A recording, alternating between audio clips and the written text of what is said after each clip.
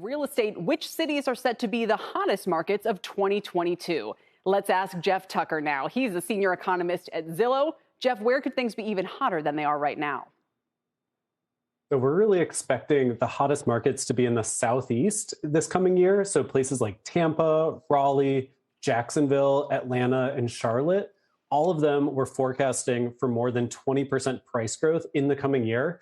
And it's a lot of the reasons that we just heard about in that segment of not enough supply and record high demand. These markets have something like half as many homes available for sale as we would expect for this time of year. So buyers just keep bumping into each other and getting into multiple offer situations. And that's driving up the prices. I can't believe you said Tampa. I just had another friend tell me they're moving to Tampa after my neighbors left for Tampa next year. So anecdotally, you're definitely onto something.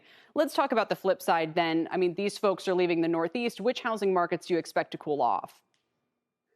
Yeah, I think some of the coolest markets are exactly the ones where people are moving away. There's a lot of migration out of the Northeast and the Midwest, as well as the most expensive spots on the West Coast. So the coolest markets in our forecast are the Bay Area, New York City, Baltimore, and Chicago.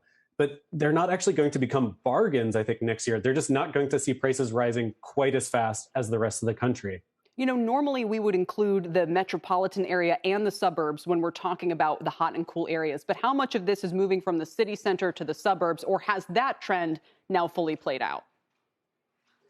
I'm not sure that trend has fully played out. That really was part of the trend in this last year. For instance, when I talk about the Bay Area cooling off, it's really all about San Francisco itself.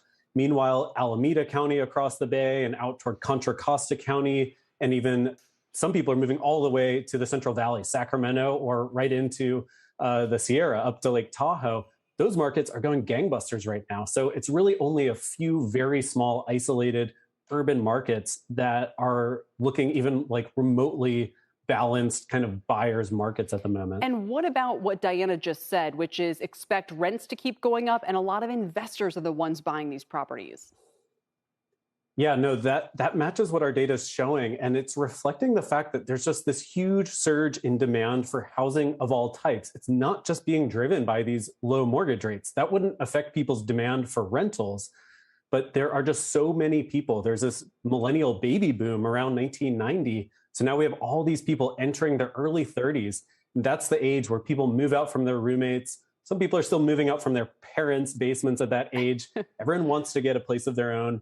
And the biggest thing we've seen in the pandemic is people want more space. That's the number one reason people cited. Indoor space and outdoor space were the top reasons they were moving. Well, that usually means single family homes. And so for people who are not able to put together their down payment, they're not sure where they're going to live, so they're not necessarily buying right now, they're turning toward single family rentals. And that's why that sector is absolutely blowing up right now with demand. Yeah. Well, it's going to be tough, for those who just feel like it's climbing out of affordability. We'll leave it there, Jeff. Thanks so much, Jeff Tucker of Zillow.